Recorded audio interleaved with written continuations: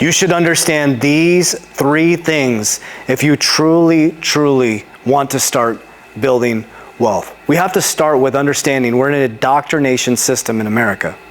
We go to school and we're taught to trade time for money. So much time we can't pay attention. We're also in a very materialistic society in America where as soon as you get paid more money, what do? You increase your expenses. I'll give you an example. When I was an executive at the bank, as soon as you would see a teller go to banker, what would they do? The first thing they would do is buy a new car. So they essentially didn't make any more money, they just had more bills. Then you would see a banker go to manager and they would buy a bigger house. So we're chasing this American dream that has been the debt trap that's been created within America.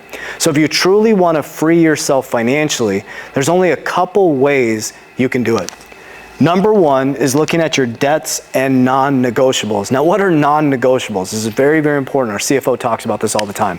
Non-negotiables are things that you can't live without. You need food, you need shelter, you might need transportation. Not everybody does. You can ride a bike, you can do public transportation, but non-negotiables are like, this is a non-negotiable. This is something I have to have in my life.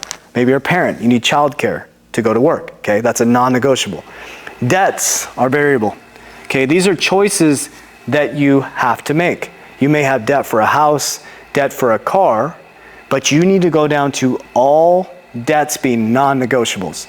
That could be a shelter, okay? Maybe a vehicle. And if you can get out of that vehicle debt, I'd highly, highly recommend it. Couples, if you have 2 cars, you can go down to one car. If you got 2 fancy ass cars and you got 2 $700 car payments, get rid of those payments and drive a hoopty. I promise you it'll change your life.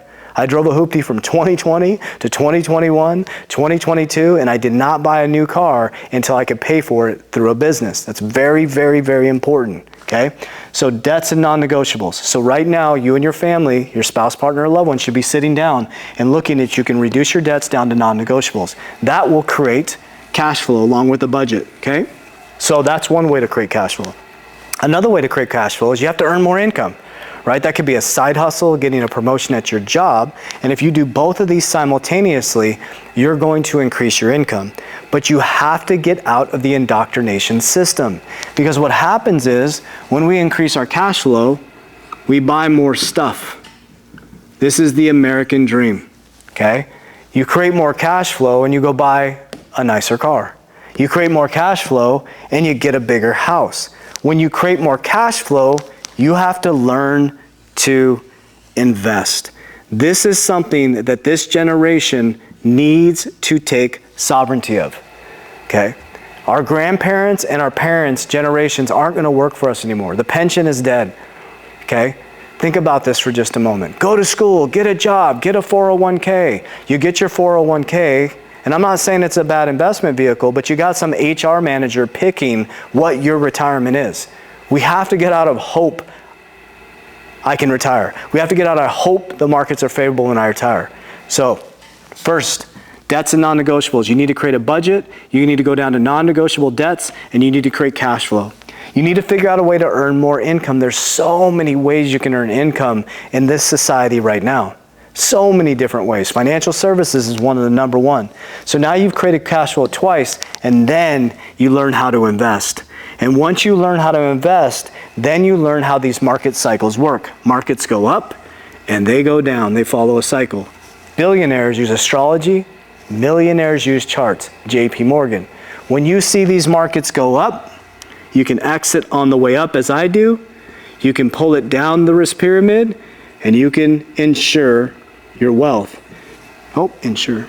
Now you went from having a ton of debt, creating a budget, down to debts and non-negotiables, creating cash flow.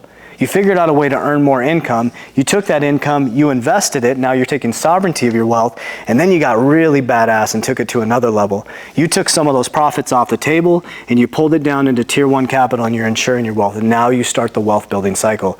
And the key to this, if you got kids, teach your kids the game. So once I learned this, and once I developed financial freedom, and now I'm working to teach other people to do that, damn well I taught my kids. So now my daughter has the same ecosystem set up. She understands every time she gets paid, she should pay herself first. She has her insurance policy set up to compound, grow, and protect her wealth. And she's an investor in the capital markets about to hit a very, very big parabolic bull run. And by the time she's 30, she'll probably be a millionaire.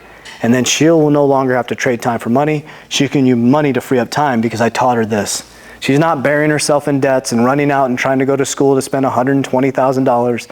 She doesn't, she has a Hyundai car. She doesn't have some expensive vehicle. She's not out there trying to get a bunch of loans. She's 20 years old. She's living her life.